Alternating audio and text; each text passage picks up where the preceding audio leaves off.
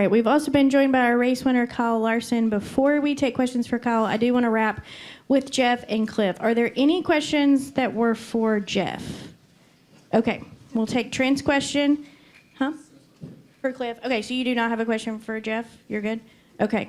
Man, Jeff? he missed Mr. Hendrick's plane to come here, and y'all didn't even get... Somebody give him one question, please. He missed the plane. No, I got left. Oh, you got left. Okay. All right. No. Please give him a question. Somebody. It was eeny, meeny, miny, him. All right. What are your feelings right now about having to be here and sit on that plane? Jeff Andrews, you have all 400 cars locked into the next round of playoffs. Tell us about that. Oh, Cliff, thanks for that question. It's really good. All right, Jeff, we'll go ahead and let you go. Oh, you do have a... Okay, sorry. Jacob does have a question. Yeah. Okay, we'll let Jacob go, then Trent will come back to you. Go ahead, Jacob. Jacob Zeilman, Race Face Digital. Jeff, you've seen a lot of memories over the years at Hendrick Motorsports, a lot of good drivers and a lot of great cars. Where do you rate this performance that Kyle put on tonight? No, it's right up there at the top. You know, certainly a dominating performance, you know, from start to finish. And, you know, it takes so much, you know, to make a night like this happen, right? Everything, you know, has to go right. Pit stops and, you know, obviously didn't have a lot of cautions. And, you know, but to have a car that has that kind of pace all night long. And Cliff talked about it earlier about, you know, the work that's been done at Hendrick Motorsports, at Chevrolet. You know, it takes all those things behind the scenes to put race cars on the track like we did tonight. So I'm super proud of that effort.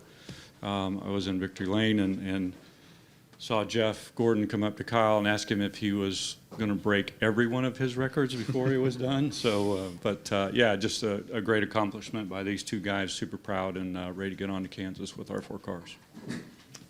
All right. I believe that is our final question for Jeff and our only question for Jeff. So we'll go ahead and let you go. I hate that you missed that plane though. So hopefully there's another one that can get you home for that. And we will.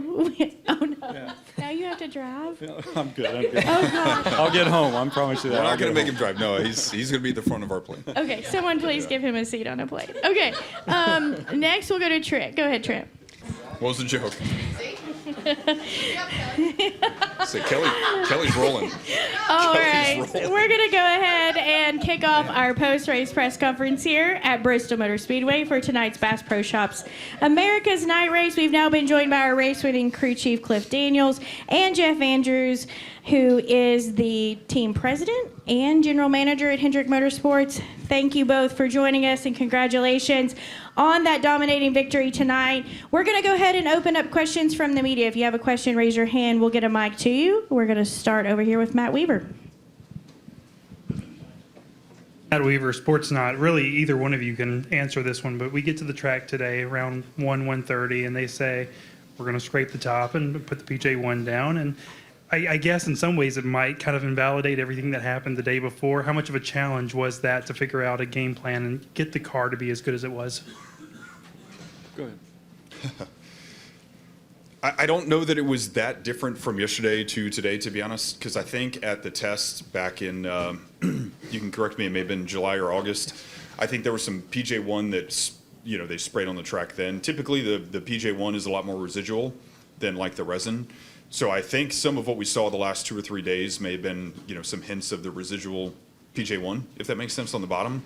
So the reapplication of it tonight, you know, before the race, yes, we knew that it was going to be different. Thought it was going to pick the pace up on the bottom, so we thought it was probably going to work the tires a little bit harder. And honestly, it just ended up being, you know, enough grip on the bottom to kind of, you know, let the car hook and keep going without abusing the tires a whole lot. I don't think there was really many tire issues throughout the whole day. Maybe one guy had a tire go down, but yeah, it's certainly a little bit of a guess, but nothing that different than kind of what we would expect for typical Bristol, you know, before the resin, before, you know, the tire that wore out in the spring and all that.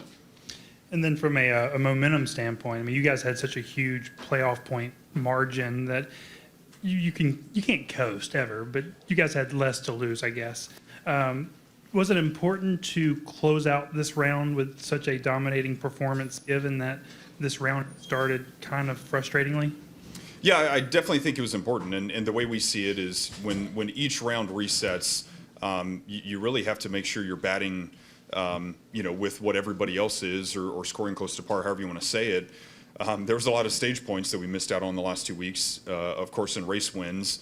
Just with some issues that we kind of created for ourselves. Obviously Atlanta was kind of a fluke thing, coming to the end of a stage where we could have gotten some decent stage points there. So we had it on our radar that, if we could perform and execute the way that we needed to, at least get a stage win or two here or there. And you never know if you're going to get a win. But it was important for us to try to finish the round really strong and handle what we could on our own to leave less to chance, the way it was going to come down to points and everything by the end of today. Bob Hawkers, Fox Sports. For Cliff, was your car set up for the tires from last fall or the tires from the spring? And what happened to the tires from the spring? Yeah, good question. It was kind of a mix. And I will highlight our sim group and our simulator group, the Hendrick Motorsports folks in conjunction with Chevrolet. We got to work a lot since last fall and since the spring on trying to do the best that we could to come up with a little bit more of just a complete package, a little bit more of a well-rounded package. The balance of the car, the wear of the tires. So the best way I could answer your question, Bob, would be that it was kind of a hybrid setup of what we thought could live in a high tire fall-off environment like the spring. And honestly, I think the simple answer for what happened from last fall to this spring to, again, today has a lot to do just with ambient temps and track temp. The hotter that tire gets, it starts to have a little bit of oil that comes out of the surface and tacks it up, and then that lays it down into the surface a lot better. Plus, we had 2-3 days worth of racing on the track here this weekend before we got on track. So I think all those factors kind of went into what we saw today. And if we're being honest, the race today played out very similar to what it did last fall. Just the overall scope of the race and lack of cautions, a lot of green flag runs, and tire wear not really being that big of a thing. Is there a middle ground? Everybody loved the spring in the sense of there's tire wear, and this was challenged. Yeah, I think it would be very hard to recreate the spring again because of the element of surprise. I do think it's a real thing at the concrete tracks. A lot of folks may not remember. There was a practice at Dover a year or two ago where it was a really cool day, and the race tire at Dover that weekend really looked like what the Bristol tire looked like in the spring. It was really powdery, dusty, to the cords right away. And that race weekend in Dover, the sun came out on Sunday, and the track took rubber and kind of fixed everything. So I think a lot of that is what's at play here. Everyone is certainly going to have their opinion on what you want to see, but I just find it hard to think that we could sustain or recreate, the environment of what happened in the spring. From my seat, yes, we led a lot of laps today, but there was a lot of really good, hard racing today, a lot of side-by-side battles. You had multiple lanes working. I don't know. That makes for a really good race, in my opinion, from a racer standpoint. So I'm okay with the way it was today. Less chaos. All right, our next question will go to Zach Sterlino over here, and then we'll get here to the middle. We've got a couple in the middle. Score.com, Cliff. The weeks have just produced uncharacteristic results for you guys. I know you touched on the circumstances a little bit there earlier. What does it do internally for this number 5 team to sort of reestablish this level of dominance? Obviously, I don't think anyone is underestimating what this team is capable of, but when you have what does a run like this do for this team? Well, I think the last 5 weeks where you can say we struggled or had mishaps, the couple things that we look at, all of those weeks we've had a lot of really good performance sitting on the table. There's been a lot of things that have been there for us to take advantage of.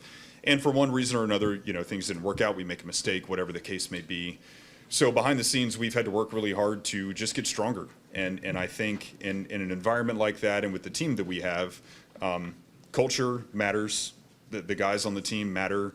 Having everybody bought in to the same direction of what our goals are, being very honest and open with each other on mistakes and challenges and areas that we need to improve. And with that, leadership matters. And I've got to be the one to help make sure to keep us positive and moving in the right direction. And we have such a great environment with the leadership from Mr. Hendrick and Jeff Andrews and a lot of folks around us to let us know that they've believed in us. They know that, the team can pull out of, kind of the hole that we dug for ourselves. And I'm so, proud of the team and thankful, for the culture that we have at Hendrick Motorsports to be able to be with a group of people that are so like-minded and so bought in to the collective goal.